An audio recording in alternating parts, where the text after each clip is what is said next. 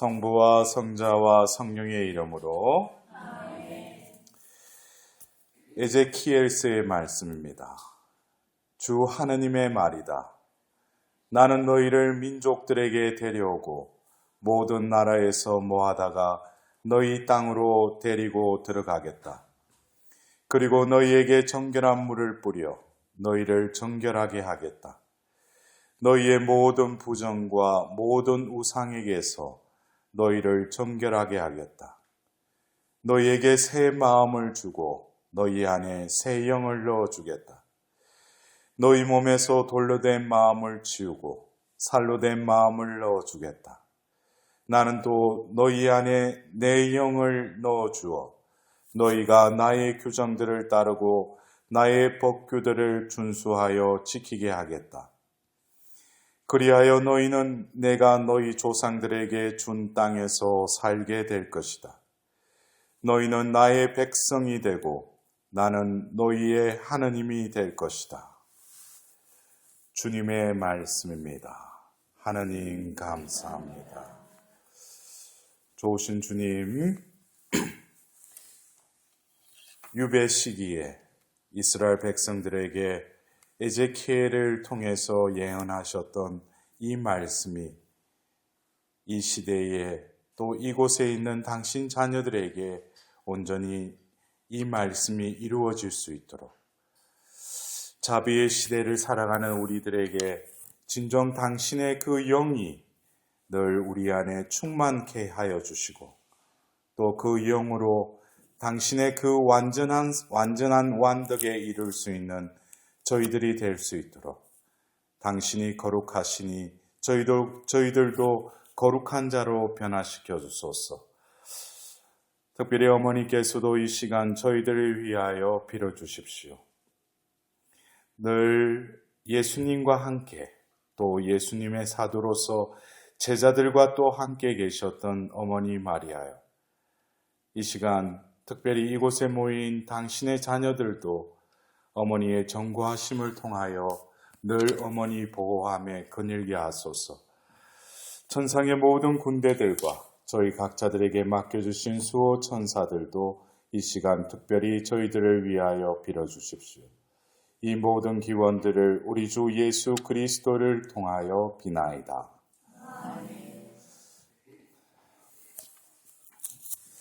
우리가 이 생을 살면서 우리는 교회에 또 하느님의 그 때에 맞춰서 우리를 교회로 부르셨습니다. 우리는 이 교회에 들어와서 이 세상에 몸을 담고 있지만 또 천상의 삶을 또 연습하고 또 살아가기 위해서 우리는 또 전례력이라는 또 다른 달력을 그 시기를 그 때를 우리는 살아가고 있죠. 그래서 우리가 한 해를 시작하면서 어쩌면 세속력보다 거의 한 달여 빠르게 우리는 또 새해를 맞이하죠. 그죠? 대림 시기를 통해서 또 새해를 시작하면서 또 성탄 시기, 또 공연 대축일, 또 이어서 이제 예수님의 그 공생활이 시작된 세례 축일을 기해서 이제 연중 시기가 또 이어지죠. 그리고 이제 겨울에서 봄으로 이렇게 전환되는 그 시기에 또 제를 바르는 그 예식과 더불어서 우리는 사순 시기를 또 지내게 됩니다. 그리고 40여일이 지나고 나서 성삼일을 통해서 우리는 예수님의 그 순환에 함께하죠. 그래서 예수님의 십자가의 죽음에 우리도 함께 죽고 또 묻히고 또 살아난 지금 우리가 이 부활 팔부 축제를 지내면서 진정 우리 자신이 옛 인간이 예수님과 함께 죽고 이제 우리도 역시 예수님과 함께 부활했음을 여러분들 믿으시죠? 예. 마음 깊이 부활하신 예수님께 감사드려야 돼요. 왜냐하면 우리가 이 그 영의 세계라는 것은 우리가 감지할 수 있는 한계가 있죠. 왜냐하면 우리는 그 죄로 인해서 닫혀져 버린 눈과 귀와 우리 마음은 하나님의 영의 활동을 알아차리는데 둔감해 있어요. 둔감하다는 것은 그래도 느낌이 조금씩은 있다는 건데, 많은 신앙인들조차도 뭐예요? 불감증에 걸려 있다는 거예요. 느끼려 해도 느끼지 못한다는 거예요. 우리가 이 부활 팔보 축제에 또 엠마오의 그 두 제자, 바로 그 길을 가고 있을 때 예수님께서, 부활하신 예수님께서 함께 걸어가셨는데도 그들은 그를 알아보았어요? 못 보았어요? 못 보았죠. 그러나 결국 빵을 떼주고 그 예수님께서 기도를 하실 때 비로소 눈이 열렸다고 그랬어요. 이것은 결국 뭡니까? 신앙이라는 것은 내가 아무리 노력하고 내 의지적으로 열심히 하겠다고 해서 그게 다 해결되는 게 아니라는 거죠. 어느 순간에 하나님의 그 은총으로서 내가 어떤 경우에는 의지적으로 바래서 얻는 것도 있지만, 우리의 어떤 삶을 보면은 내가 원하지 않았는데도 일어나는 것이 어떻게 보면 내 삶이죠. 그래서 우리가 그 엠마오의 두 제자처럼 어쩌면 이 부활 시기에 어떠한 방법으로 또 어떤 모습으로 부활하신 예수님께서 우리에게 다가오실 때 우리는 그분을 어떻게 알아차려야 되겠죠. 예, 그래서 오늘 여러분들이 이제 우리가 부활 시기를 지내는 데 있어서 21세기를 맞이하면서 또 그 지금 이제 성인품에 오르신 성요한 바오로 2세 교황이 21세기에 첫 시성을 시키신 분이 바로 그 폴란드의 수도자였던 파우스티나 수녀님을 시성했죠. 그분은 살아생전에 예수님을 또 발현을 목격했고, 또 예수님으로부터 여러 어떤 말씀을 또 들었고, 또 기도했고, 또 그것을 우리는 일기 형식으로 교회에 인가된 파우스티나 일기라는 책으로 또 우리에게 널리 알려져 있죠.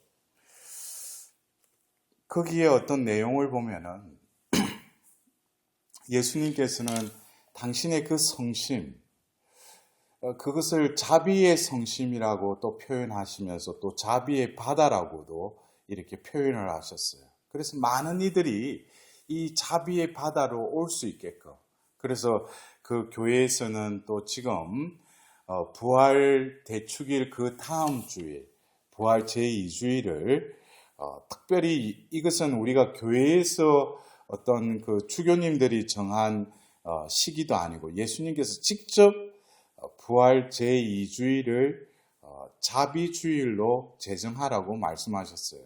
이것은 뭐 교황님이 어떤 그것을 임의로 정한 게 아니고 예수님이 직접 부활 제2주일을 자비주일로 제정하라고 파우스티나 수녀님에게 말씀하셨어요.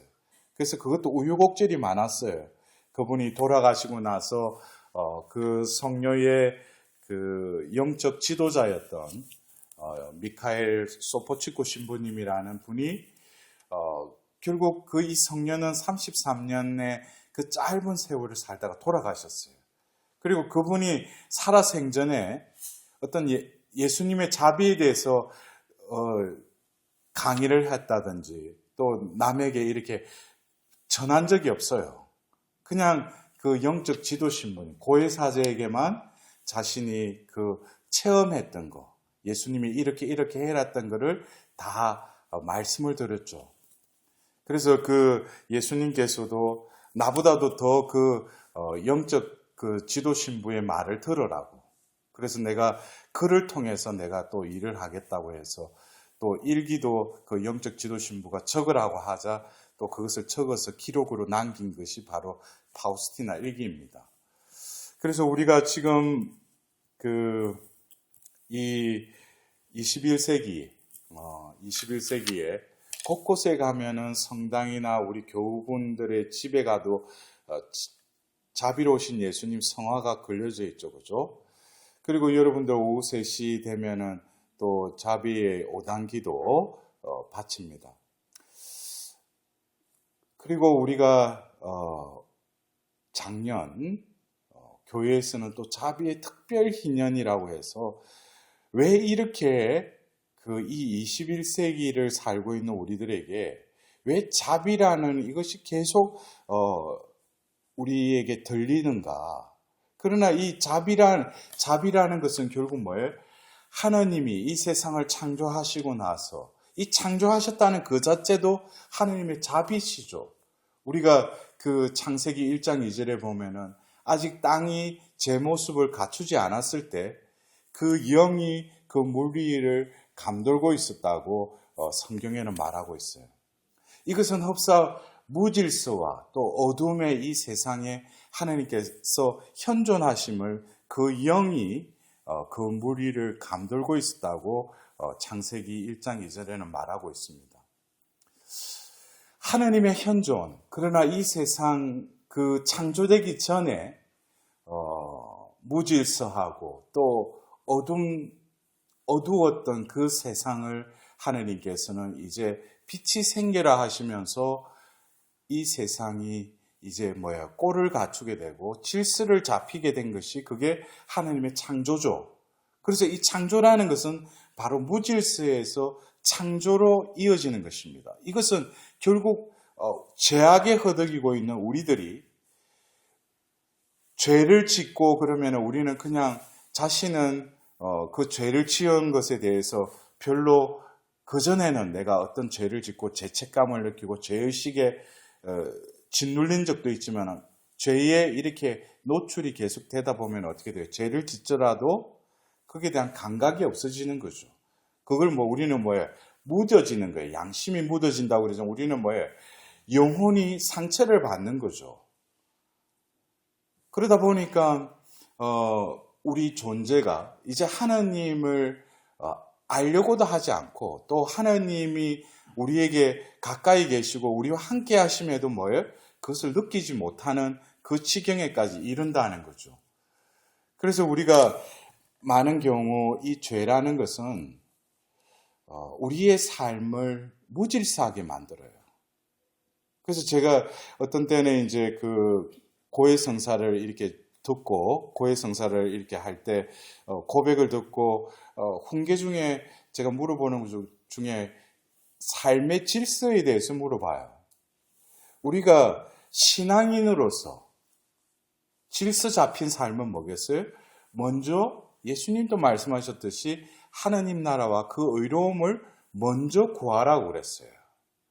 그러나 우리는 먼저 내 육신과 내 그 삶에 필요한 것을 먼저 떠올리고 그것이 필요하니까 하나님을 두 번째로 부르죠.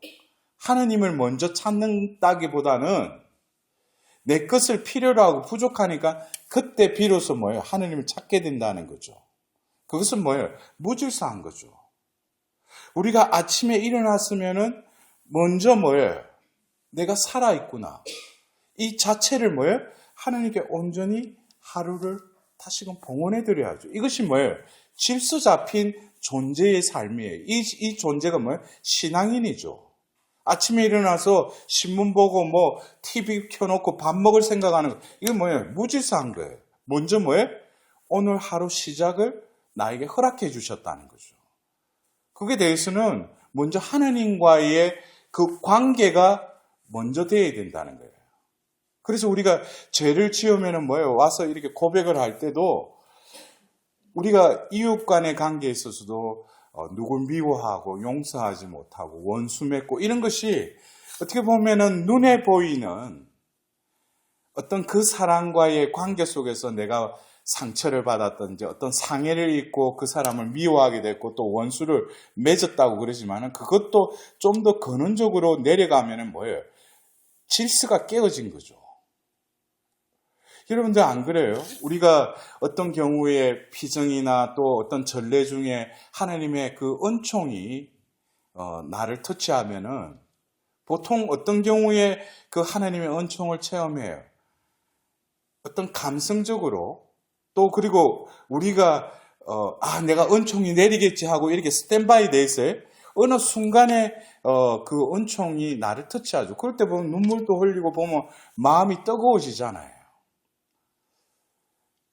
그런 은총을 체험하면은 우리가 평상시에 내가 저 사람을 미워했는데 뭐예요?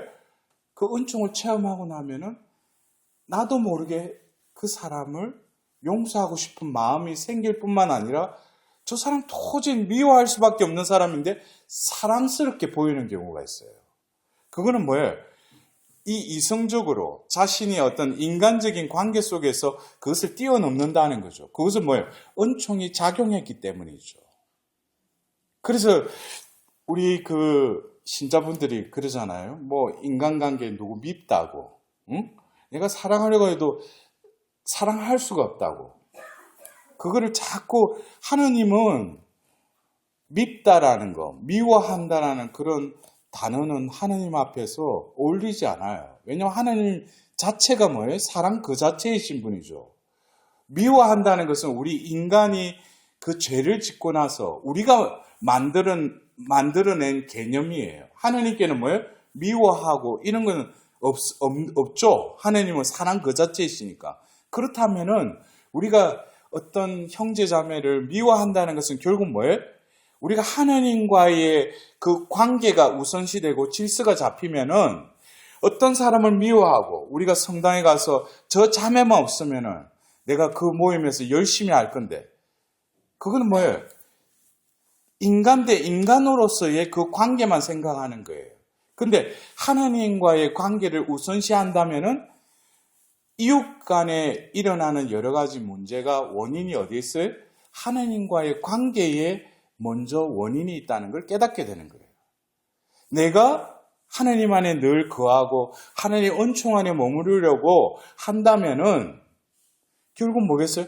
하느님 사랑이 내 안에 거하시고 그 머무름이 있다면은 그 형제를 미워할 수가 없어요. 왜? 내가 사랑 안에 머물러 있기 때문에. 여러분들 보십시오.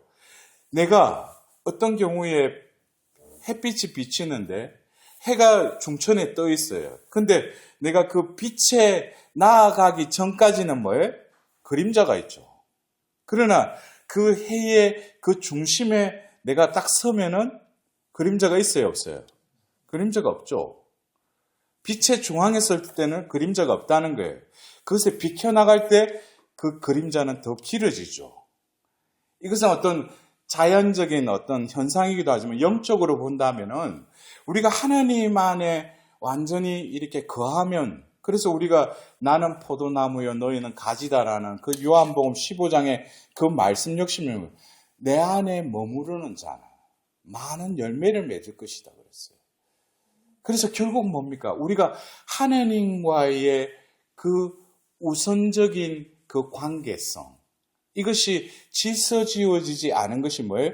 이게 죄이면서 그러나 하나님은 이 질서지어지지 않은 이 혼란스러움과 또 이 어두움 우리가 안 그래요? 어떤 때 뭐 이렇게 피정하고 기도 열심히 하면은 내가 어느 날 지나가는데 뭐 우리 가족도 그렇지만 야, 니 요즘 뭐 좋은 일 있냐? 얼굴이 왜 이렇게 반질반질하고 빛이 나냐 그래. 또 심지어 니 요즘 뭐 어디 갔다 왔냐고. 어디 갔다 왔냐고. 요즘 얼굴에 빛이 난대. 우리가 육신 자체도 뭐예요? 하나님이 빛이 생겨라 하자 빛이 생겼잖아요. 먼저 처음에 하나님 창조할 때 빛이 생겼잖아요. 빛을 창조하셨잖아요. 그래서 우리가 하나님 안에서 질서 있는 삶을 살아간다는 것은 그 존재가 빛을 바라는 존재로 변화시켜 주셔요. 그래서 제가 어딘데 가면은 신부님 사우나도 왔어요. 뭐 이래. 제가 한번 그때 우리 수도의 그 강원도 그게 산에 있는데 그래서 제가 그래서 뭐 사우나 시간이 다 있냐고 뜨거운물도 잘 안 나오는데 그래서 저는 그랬어요. 뭐 이렇게 자매님들은 뭘 이렇게 쳐바르고 해가지고 뭐 이렇게 하지 몰라도 저는 자체 발광을 한다고. 그게 뭐야? 하나님의 성령이 함께 계시니까. 그래서 우리가 나이 드신 분들도 그래요. 깊이 패인 그 추름사는 어쩔 수 없죠. 세월의 그 연륜에 의해서. 그러나 뭐예요? 하나님의 영 안에 머무는 영혼들은 틀려요.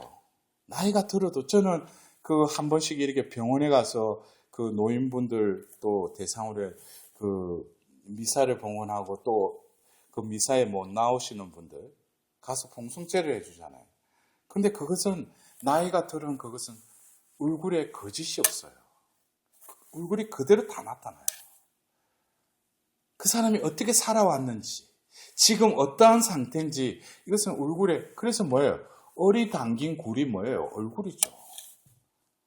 그래서 우리는 이것을 아무리 숨기려고 해도 숨길 수가 없어요. 근데 우리가 보십시오. 이 창조 이전의 그 창세기 1장 2절의 그 상태는 어쩌면 죄를 짓고 하나님 앞에 나아가지 못하는 우리들의 영혼의 상태 역시 그 혼돈의 상태, 그 어두운 상태는 바로 하나님의 그 빛이 생겨나는 그 창조로 인해서 뭐예요? 이 세상은 이제 질서 지어진다고 제가 창세기 1장의 그 상황을 보고 제가 견주어서 말씀드리는데, 이것은 바로 창조는 뭡니까? 어둠에서 빛으로, 무질서에서 질서로 이렇게 옮겨지게 하는 것은 하나님의 자비시라는 거예요. 그래서 이 창조를 통해서도 뭐예요? 하나님은 사랑 그 자체이시지만 하나님은 당신의 자비로 이 세상을 창조하셨다는 거죠. 더불어서 모든 만물을 창조하시던 그 마지막 날에 우리와 닮은, 우리와 비슷한 존재를 만들자고 하시면서 창조하신 존재가 바로 인간이죠. 그래서 인간은 바로 하나님의 그 모든 피조물 중에 어쩌면 이 인간이 만물의 연장류라고 그러지만은 하나님의 자비가 극명하게 함축적으로 포함되어 있을 뿐만 아니라 드러나는 존재가 바로 뭐예요? 사람이라는 거예요. 어떻게 피조물이 어떻게 창조주를 닮을 수가 있어요? 어떻게 비슷한 존재가 될 수 있어요? 그래서 이 인간이라는 존재는 뭐예요? 바로 하나님의 자비의 결정체라는 거죠. 그래서 하나님이 당신의 그 자비하심을 이 창조 사업을 통해서 특별히 인간을 창조하면서 당신의 그 자비를 극명히 드러내셨는데, 그 창세기 1장에는 어떤 그 형상적인 그 하나님을 닮은 하나님과 비슷한 존재로 지으셨다는 형상적인 것으로 그 창세기 창조의 이야기가 나온다면, 바로 한 장이 넘어가서 창세기 2장에는 겉으로 볼 때 하나님의 모상으로 창조되었지만 하나님의 그 자비하심이 그들에게 온전히 깃들여지기 위해서 하나님은 어떻게 하셔요? 바로 창세기 2장 7절에 흙의 먼지로 빚어서 그 코에 당신의 숨을 불어넣었다고 그랬어요. 그러자 생명체가 되었다고 그랬어요. 이것은 1장의 형상적인 면에서 인간을 묘사했다면 이 창세기 2장은 뭐예요? 진료의 차원, 본질의 차원에서 인간은 뭐예요? 하나님의 생명이 깃들여진 존재. 바로 하나님의 생명이 거하는 존재가 뭐예요? 인간이라는 거죠. 그래서 우리가 어쩌면 이 세상이 찰스 다윈의 어떤 진화론에 의해서 또 지금 어떤 유물론적인 어떤 그것으로 해서 인간을 뭐예요? 어떤 눈으로 보이는 거, 그리고 어떤 인본주의 차원에서 인간을 또 저울질하지만, 그래서 심지어 뭐예요? 인간을 복제하려고 그러죠. 그러나 우리 종교는 뭐예요?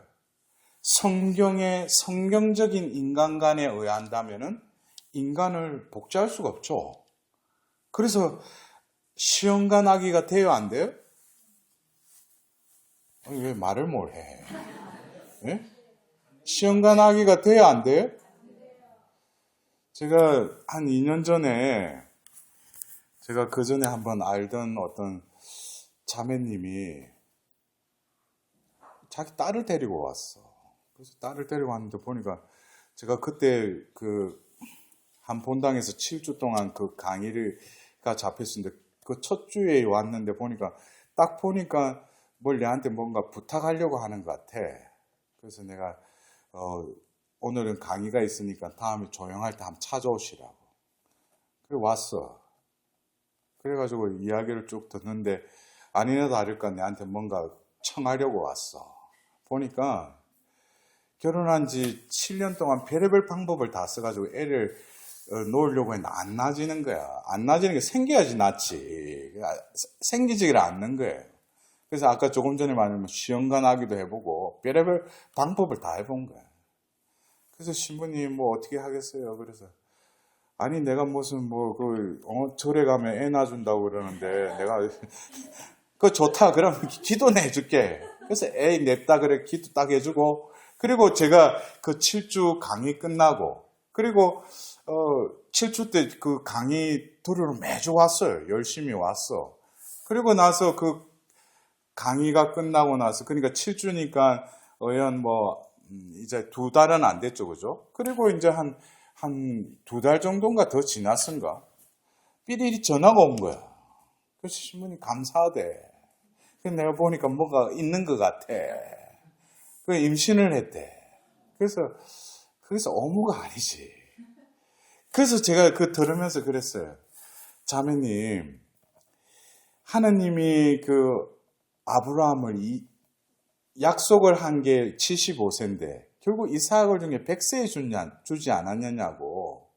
어떻게 보면은 여자로서 이제 애를 더 이상 낳지 못할 뿐만 아니라 남자로서도 더 이상 애를 생산할 수 없는 그 지경에 하나님 뭐예요?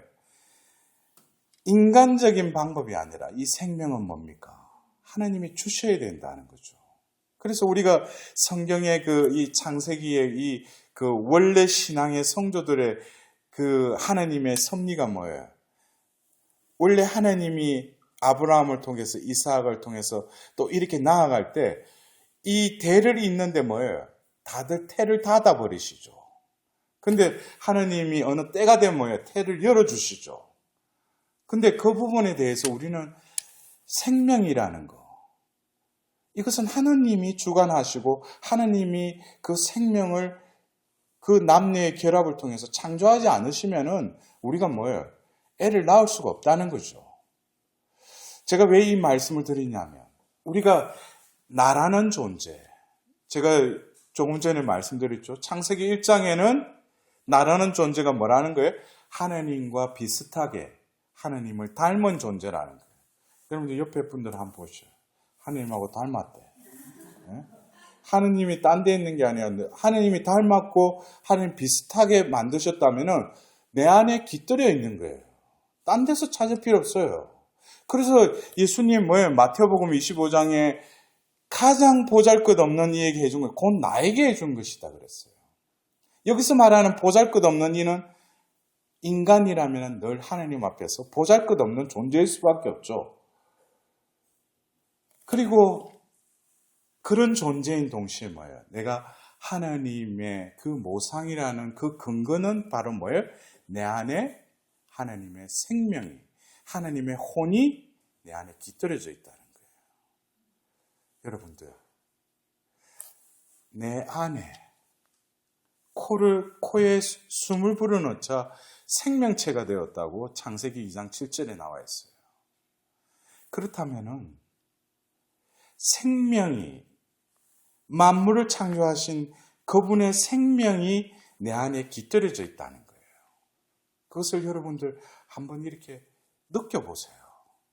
내 안에 하나님의 그 생명이 깃들여져 있다는 거예요.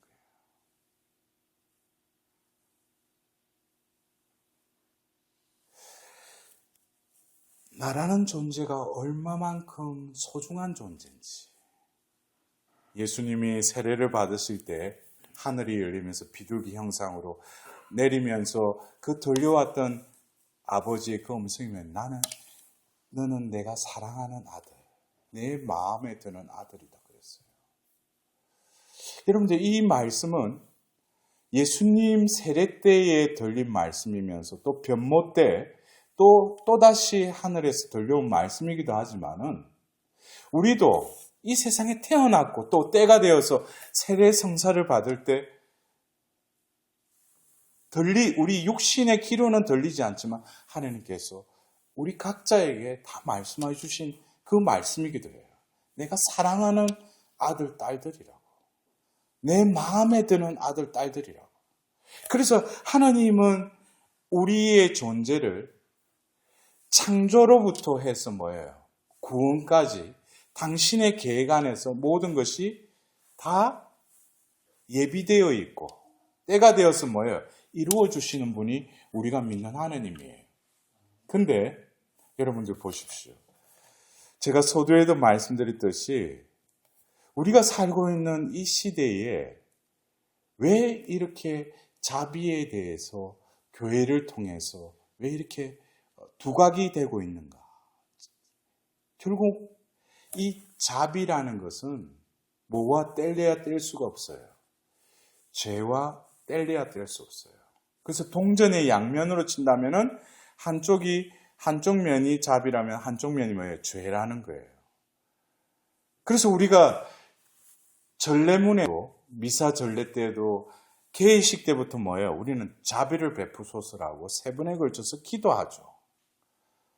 그리고 예수님의 그 성체를 이용하기 전에 다시금 하나님의 어린 양 세상의 죄를 없애시면 저희에게 자비를 베풀어 달라고 또 기도해요.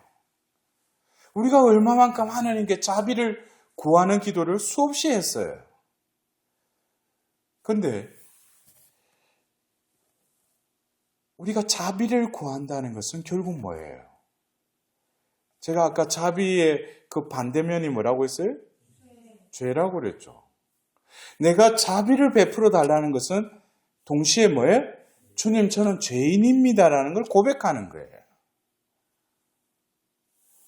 여러분들 성경에 보면은 예리코의 소경도 그렇고 그 10명의 나은 자들도 나은 오들도 그렇고 그들이 가서 처음부터 예수님께 낫게 해달라고 하지 않았어요. 자비를 베푸소서 그랬어요. 다윗의 자손이신 예수님, 저에게 자비를 베풀어 달라고 그랬어요.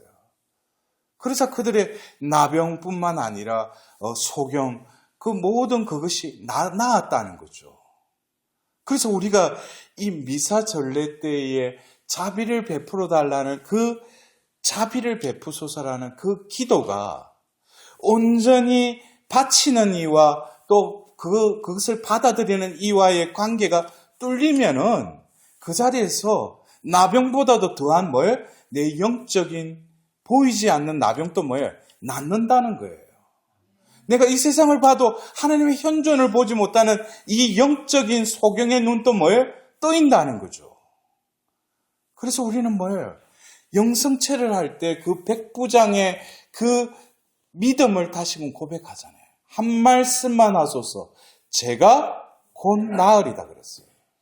여기서 말하는 죄라는 것은 나의 일부가 낫는다는 게 아니고 죄라는 것은 뭡니까?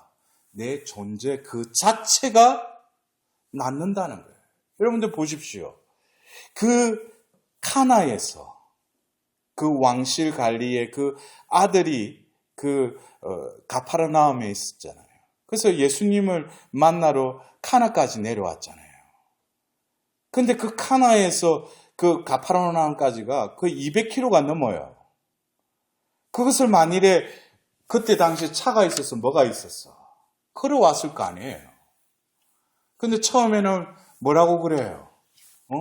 선생님 같이 가달라고 하니까 예수님이 그러자 뭐야? 한 말씀만 하소서. 곧 나으리다. 그러자 뭐예요? 그리고 나서 그 관리가 다시금 가파르나움으로 올라가는데 그들의 종이 오자마자 그 길가에 도중에 만나서 뭐예요? 그 아들이 낳았다는 거예요. 그게 언제냐 그러니까 언제? 바로 그 아들이 나으리라는 그 말을 내뱉는 순간에 뭐예요? 그 몇백 킬로 떨어진 그곳에서 그 아들이 낳았다는 거죠. 여러분들, 우리가 예수님의 그 몸을 모신다는 것은 뭐예요? 자비 그 자체를 우리 안에 모시는 거예요. 그렇다면은 우리가 진정 마음으로, 그래서 우리 1계명은 마음을 다하고 생각을 다하고 내 힘을 다해서 하나님을 사랑하라. 그래서 우리가 영성체를 하는 그 순간이 뭐예요? 하나님을 내가 일상생활 속에서 내가 마음은 딴 데 가 있고 생각은 오만 생각을 다하고 내 힘은 내 먹고 살려고 힘을 전력 질주하지만 내가 지금 예수님을 모시려고 하는 이 순간에는 뭐예요? 모든 것을 전심전력해서 예수님을 만나는 시간이죠. 그리고 예수님이 내 안에 들어오신다면은 모든 것은 끝나는 거예요. 여러분들, 우리가 어쩌면 저는 그렇게 살려고 또 노력하고 있어요. 우리가 24시간에 난 이 하루 중에 제가 파우스티나 일기를 읽으면서 이 성녀의 중심의 그 시간, 하루의 가장 중요한 시간은 바로 영성체를 통해서 예수님과 일치되는 시간이에요. 모든 일상생활은 그곳을 향해 있고 또 그 영성체 후에 그 시간들은 뭐예요? 또 다음의 영성체를 위해서 온전히 존재하는 시간일 뿐이었어요. 그래서 말년에 보면은 극히 그 고통 중에 있을 때도 뭐예요? 오로지 영성체만 하게 해달라고. 왜냐, 이때는 뭐예요? 예수님과 일치하는 시간이기 때문에. 여러분들, 오늘 여러분들에게 그 주제 성경 구절로 제가 오늘 선포한 그 시작 성경 구절은 에제키엘서 24절에서 28절까지의 말씀을 먼저 선포했습니다.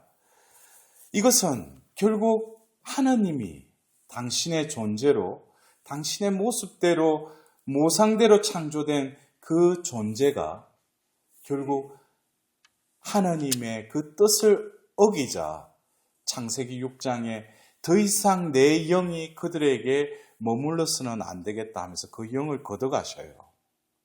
그래서 결국 구약에 하나님의 그 숨은 당신이 점지하고 당신이 선택한 이들에게는 뭐예요? 영을 부어주셨다는 거예요. 그래서 우리가 좀 재미있는 표현이 민수기를 보면은 모세에게 받았던 영을 또 70인 장로들에게 또 나눠주는 장면이 나와요. 그러니까 이 영을 받은 이들은 뭐예요? 하나님의 일을 그들이 하는 것이 아니라 그 영이 그들을 이끌어가요. 그래서 사무엘이 그 이사이의 아들 중에 그 목동이었던 그 다윗에게 기름을 처음 붓죠. 처음 부을 때 하나님의 영이 그 다윗에게 임하셔요. 그러면서 그 영이 뭐예요? 다윗을 떠나지 않았다고 그랬어요. 근데 그의 반면에 이스라엘의 첫 왕이었던 그 사울은 뭐예요? 기름 부음을 통해서 영이 임했지만은 그의 인성적인 결함으로 인해서 뭐예요? 하나님의 영이 나오고 사탄이 들어오죠. 그러면서 다윗을 죽이려고 그러죠. 그죠? 우리가 성경에서 보면은 또 하나님의 영이 그를 사로잡자 뭐예요?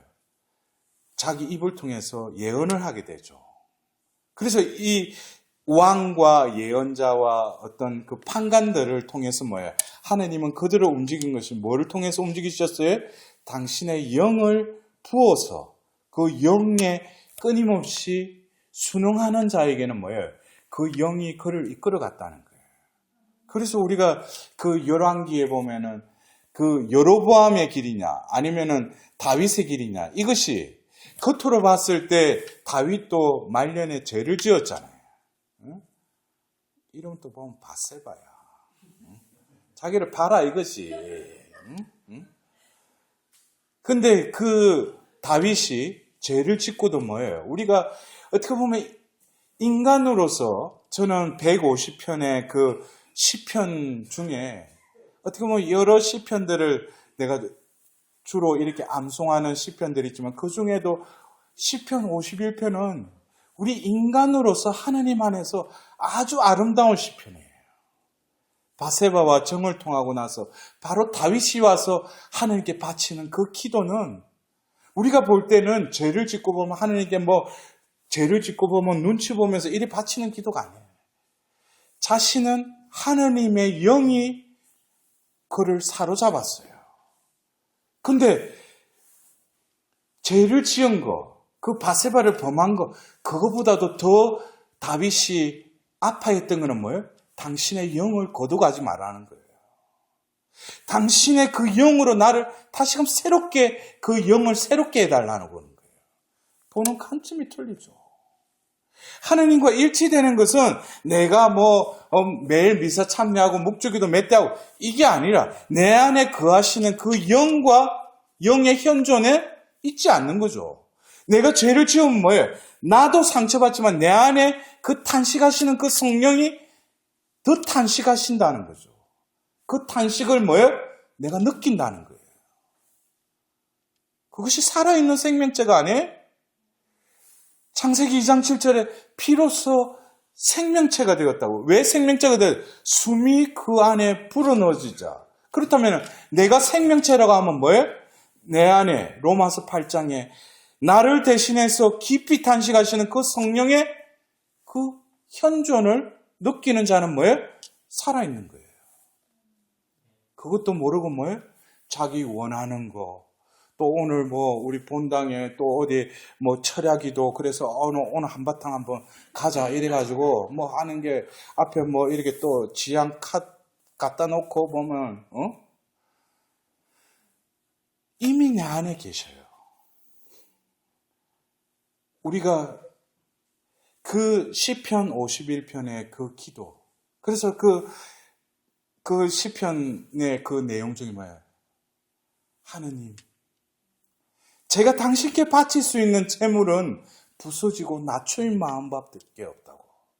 여러분들 우리가 하느님 앞에 왔을 때 내 영혼의 상태를 진정 다윗과 같이 고백하는 영혼들이 얼마나 됩니까? 실제로 우리가 이 성전에 들어와서 하느님의 그 감실에 그 예수님의 성체가 모셔져 있다면은 내 영이 살아있는 그 존재라면은 그 앞에 왔을 때 내가 느끼는 거예요. 그분 앞에 도저히 나아갈 수 없는 존재라는 것을 느끼게 돼요. 그냥 성당 와가지고 그냥 아무 인사도 안 해. 가가 앉아가지고 그냥 미사 때도 안 물. 저는 그것을 신비라고 생각해요. 왜 신비인 줄 아세요? 어느 그 교회에서 인가된 어떤 그 한시를 보는 분이 큰 성당에 많은 이들이 미사에 참여했는데 예수님이 그 여인에게 말했어요. 나타나셨어요. 뭐라고 했냐니까 내가 여기에 모인 이들을 보면 너무나 마음이 아프다는 거예요. 나를 알아보는 그 영혼은 저 뒤에 있는 할머니, 남루한 할머니만이 뭐예요? 나의 현존을 알고 있다. 다른 사람들은 뭐예요? 성전에 모여서도 아무런 하느님과 교제가 되지 않는 거예요. 느낌이 없는 거죠. 제가 왜 신비라고 그런 줄 알아요? 우리가 하나님을 보면은 뭐예요? 우리는 죽어요. 근데 또 죽는 방법이 있어. 뭐예요? 내 영혼을 보여주면은 그 자리에서 나는 죽을 수밖에 없어요. 우리가 하나님을 볼 수 없을 뿐만 아니라 내 영혼의 그 실상을 하나님의 빛에 의해서 비춰주신다면은 그래서 하나의 일화가 있어요. 우리가 예수 성심의 그 탁월한 영적인 성덕을 이루신 분 중에 한 분이 누구예요? 말가리타 알라콕이라는 성녀 있죠. 예수님의 성심을 본 그 수녀님. 근데 그분께 예수님 나타나서 물어봤어요. 네 영혼을 보여주겠다고. 잠깐 찰나에 그 영혼을 보여줬는데 그 성녀가 그 자리에서 졸도해버렸대요. 저는 그 일화를 읽으면서 주님 저한테는 꼭 그런 질문은 절대 하지 마십시오. 왜? 저는 만약 하면 즉사해버리겠지. 내 영혼의 상태를 보여준다면. 여러분들, 하나님의 그 현존 앞에서 우리가 아무렇지 않고 이렇게 앉아있다는 그 자체가 뭐예요? 이건 자비의 신비가 흐르고 있어요. 하나님이 까발리면 뭐예요? 아수라장이 될 거예요, 여기는. 낱낱이 네가 숨은 데서 했던 그 죄상을 다 드러내 주신다면 뭐예요? 부끄러운 정도는 괜찮지. 그 말 그대로 이건 쪽팔리는 게 아니야.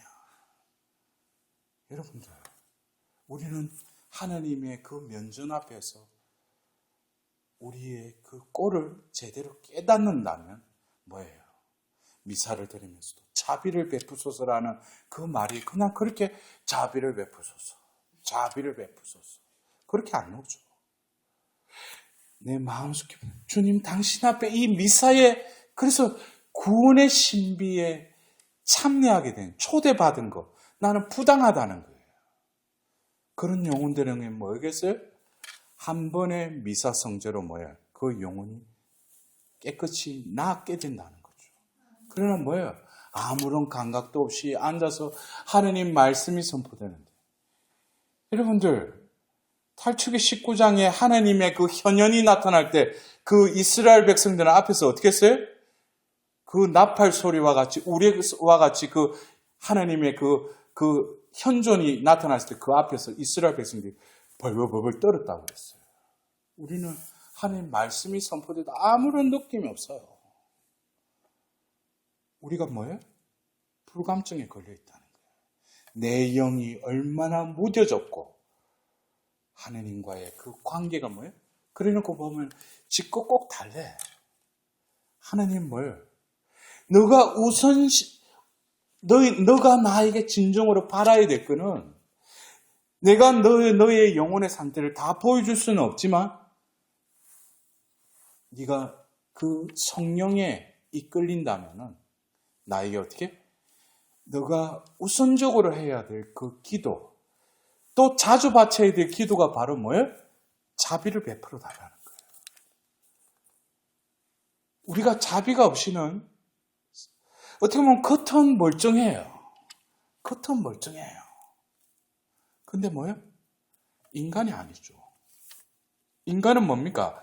하나님의 생명이 거하는 존재가 인간인데 하나님과의 관계도 통교도 되지 않고 불통이 된 지가 오래됐고 우리 편에서는 육신의 숨을 쉬고 돌아다니니까 살아있다고 그러고 근데 뭐예요? 하나님 편에서 볼 때는 뭐예요? 시체죠. 죽어 있는 거지. 그 제가 어디 가면 그 물어봐요. 여러분들 살아계셔 그런데 저 신부 왜 저러나 뭐 살아도 내가 낱낱이 그거를 딱 분석을 해서 증명을 해줘요. 당신 살아있느냐고. 우리가 에제키엘에서 제가 오늘 시작 말씀을 36장을 읽었지만 이어서 37장이 뭐예요? 이 새 마음과 새 영을 더 주겠다는 이 예언의 말씀을 실제로 실현되는 것까지 하나님께 보여주셔요. 그러면서 그 에제키엘에게 환시를 보여주시죠. 키드론 골짜기에 뼈들이 수북히 쌓여있는 걸 보여줘요. 그러면서 에제키엘에게 그래 수맥에 예언하라고 그래요. 수맥에 예언하라고. 그래서 그들에게 숨을 내쉬자 뭐예요? 그 뼈들이 죽었던 그 시체들의 뼈들이 드드득 붙어요. 힘살이 붙고 근육이 붙고 그리고 드드득 일어나요. 그래서 37장의 말미에 뭐예요? 내가 그들을 무덤에서 끌어올리면은 비로소 그들이 내가 주님임을 알게 될 것이다 그랬어요.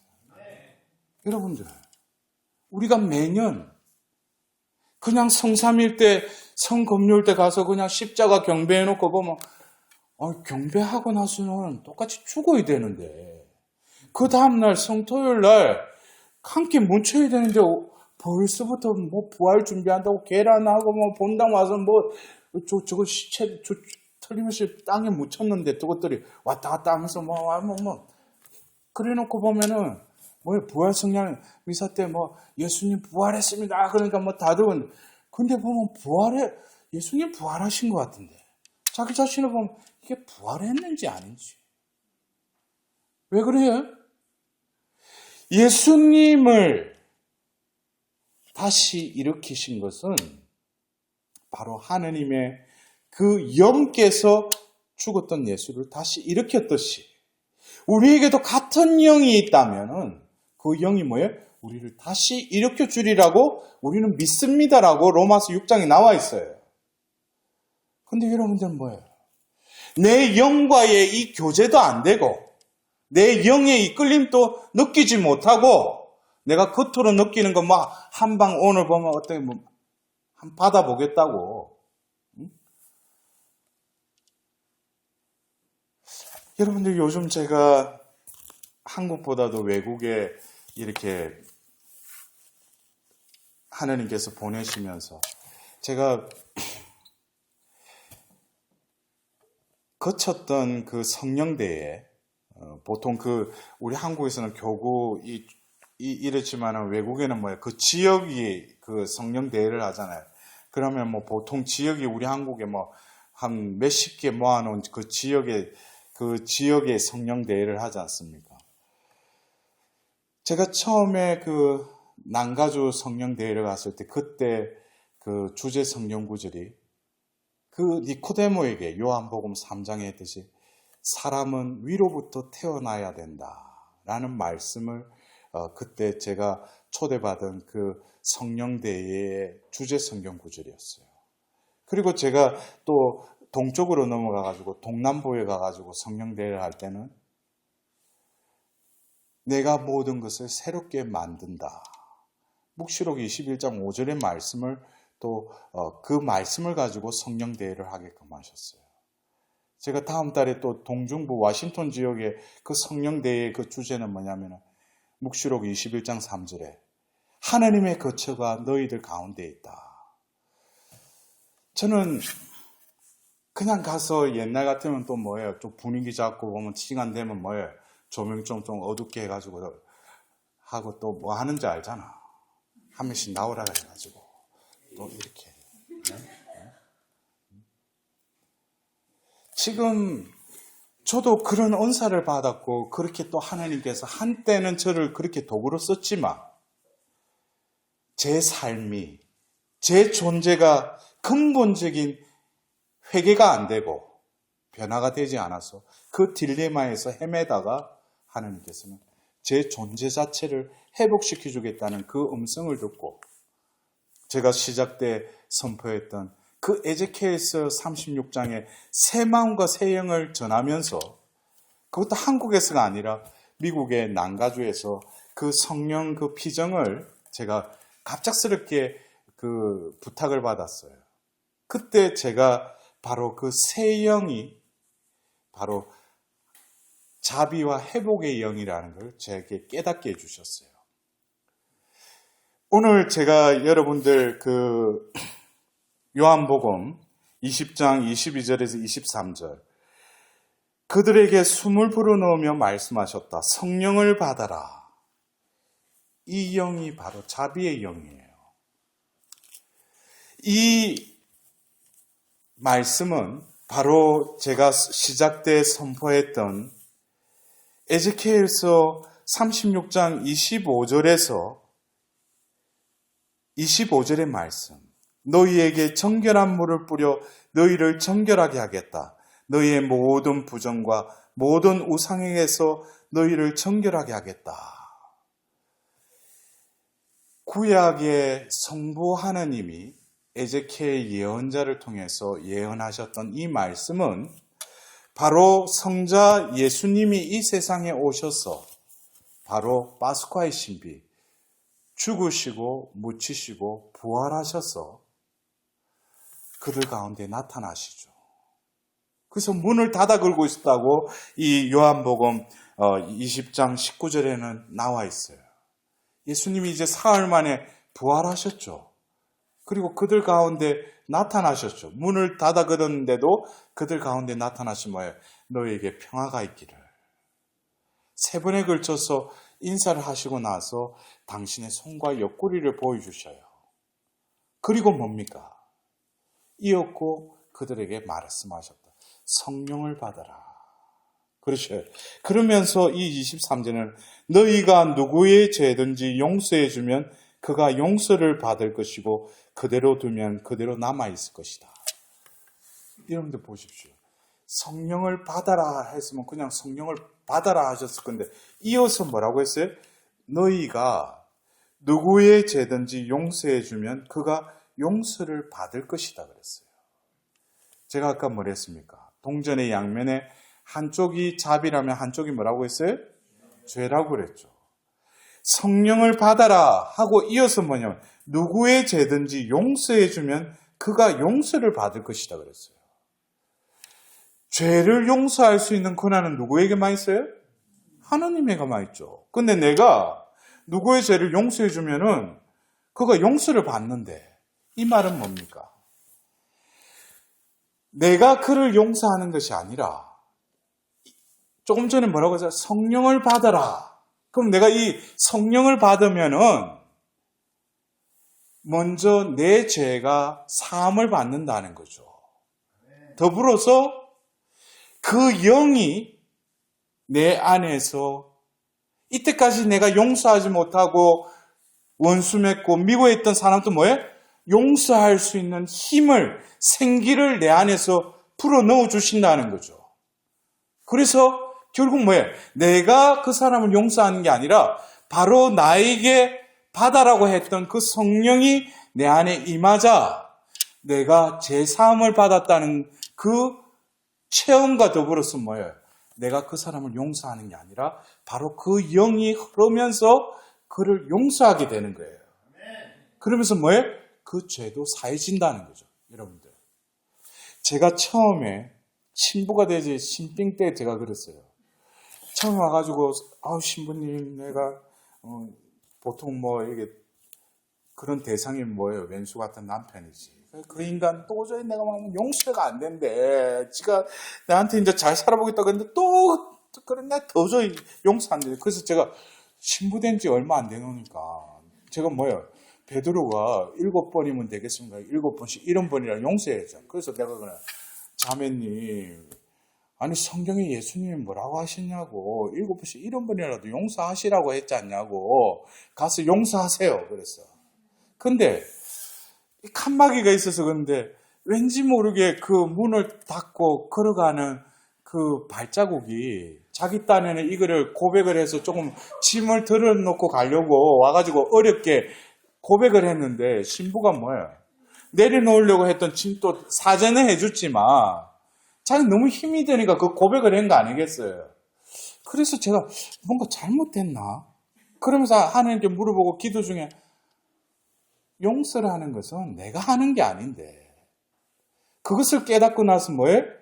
그 이후부터는 그런 류의 그 고백을 들으면 그래요. 자매님, 형제님 용서 안 해도 된다고.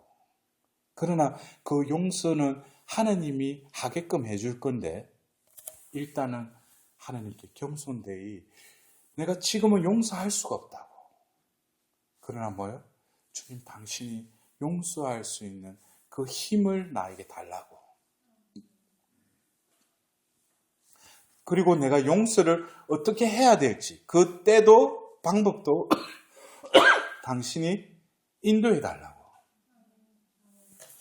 여러분들 우리가 얼마나 우리 교회 안에서도 이 심리학이 저도 상담 심리를 전공했어요. 공부를 해봤으니까 알잖아요. 그런데 우리 교회 안에서 어떻게 보면은 인간의 심리를 도와주는 거는 그거는 맞아요. 그러나 너무 뭐예요? 과학적으로. 인간의 존재는 그런 존재가 아니에요. 어떤 부분에는 도움을 줄 수 있지만 우리의 존재는 뭐예요? 하나님이 깃든 존재예요.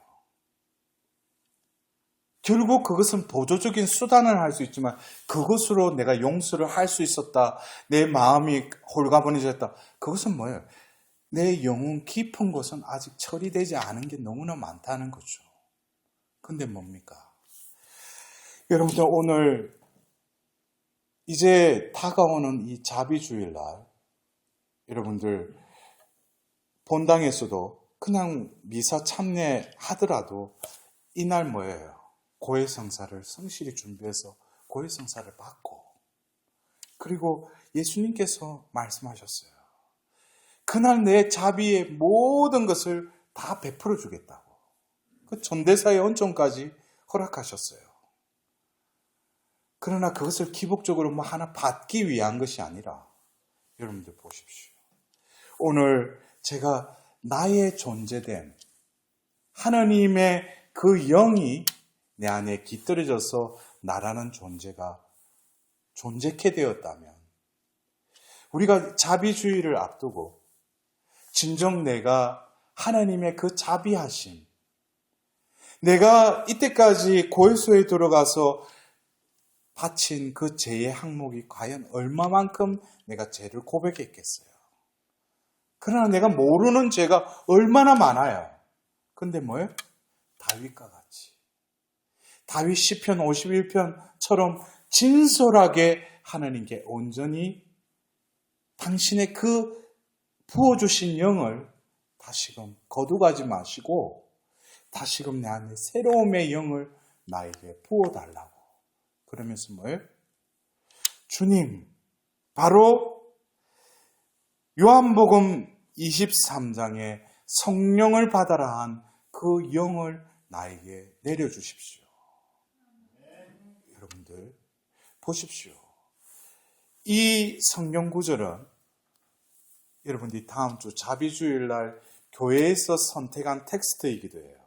자비주일날 이 본문을 전 세계에서 복음으로 선포된다 이거죠.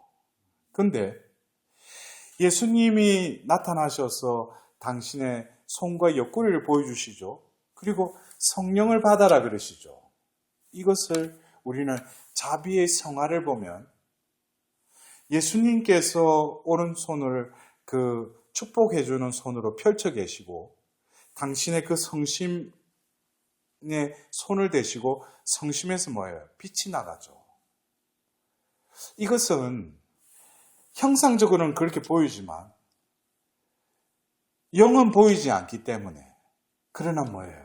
우리는 오늘 저를 통해서 여러분들이 말씀을 들었으니까 이제 자비의 성화를 볼 때 바로 물과 피로 그 빛이 이렇게 새어나가지만 우리는 또다시 뭐예요? 예수님이 축복해 줄 때 성령을 받아라. 그럼 그 성령을 내가 온전히 받으면 뭐예요? 누구의 죄든지 용서하면 그 죄는 용서를 받을 것이다. 했던 그 말씀을 여러분들이 되뇌이세요. 그냥 뭐 레이저 광선처럼 이게 뿜어나가는 게 아니라 우리에게 자비를 입어라야. 그럼 우리가 자비를 입었다라는 것은 결국 이 큐를 뭐예요? 자비의 영을 받는 거예요. 이제는 더 이상 내가 뭐예요? 죄의 그 굴레에서 더 이상 걸려 넘어지지 말고 내 안에 부어주신 그 자비의 영이 늘 나를 움직인다면 내 발과 손과 입과 귀와 눈은 뭐예요? 더 이상 죄로 향하려고 하는 그것도 뭐예요? 내가 죄를 짓지 말아야지. 내가 악습을 끊어야지. 이건 내 의지가 움직이는 거예요. 그것보다는 뭐예요? 내 안에 함께 하시는 그 자비의 영이신 성령께 나를 온전히 내어 맡기고 그 영이 나를 죄에서 건져내실 뿐만 아니라 이제 하느님께로 향하게끔 다시금 죄의 구렁텅이에 빠지지 않게끔 뭐예요? 내 안에 계시는 그 자비의 영이 나를 이끌어 가실 거라는 거죠. 여러분들 오늘 여러분들이 저는 요즘 그래서 그 묵시록 21장 3절에 이제 하느님의 거처가 그들 가운데 있다. 이 말씀을 저는 올해 들어와서 저 마음속에 계속 어떤 하나님께서 이것을 되뇌이게 해주셨어요. 그래서 이게 뭔가? 그래서 제가 이때까지 그 성령 안에서 이렇게 살아오면서 이제는 우리가 성령을 생각하는 그 이미지를 바깥에 어느 특정한 곳에 가면 뭐 오소서 성령이야 해가지고 뭐 성령을 받고 또 뭐예요? 나 치유받았네, 나 구원받았네, 또 그러고 뭐예요? 성령 충만하대. 그러면은 딴데 그냥 성체조배 조용히 하고 그냥 묵주기도 바칠 때는 성령 충만하지 않아요? 성령은 이 만물에 다 깃들여져 있기도 하지만 내 안에 성령은 머물러 계셔요. 진정으로 내가 성령 충만한 사람은 바깥에 향해 있지 않고 내 안에 함께 하시는 그 하나님의 현존에 민감한 사람이 뭐예요? 그 사람이 성령 충만한 사람이에요. 바깥에 쫓아다니고 기적 쫓아다니고 그 사람 아직 뭐예요? 성령이 뭔지도 아직 몰라요. 그리고 자기가 무슨 은사 받았다 해가지고 치유하고 예언하고 뭐 어떤 표적의 은사, 그것은 하느님이 그를 도구로 쓰실 뿐이지 그 은사가 드러난다고 해서 그 사람이 성령 충만하고 뭐 특별한 사람이 아니에요. 여러분들 그거 명심하셔야 돼요. 내가 진정한 은사는 뭐예요? 더 좋은 은사. 뭐예요? 사랑의 은사죠. 사랑의 은사는 어때요? 사랑 자체이신 그분을 내 마음에 그 중심에 모시고 사는 사람. 그 사람이 뭐예요? 진정으로 은사자죠. 여러분들 오늘 제가 또 여러분들과 함께 나눴던 이 말씀 아무쪼록 이 며칠 이제 안 남았지만 이 자비주일날 다시금 여러분들이 여러 주일이 있지만 이 자비의 시대에 또 작년에 우리가 자비의 특별 희년을 또 지냈잖아요. 그리고 올해 이 자비주의를 여러분들이 잘 맞이하시고 또 잘 참여하시고 그날 하나님의 자비를 다 충만히 받는 여러분이 될 수 있도록 기원 드리겠습니다. 영광이 성부와 성자와 성령께 성부와 성자와 성령의 이름으로 아멘.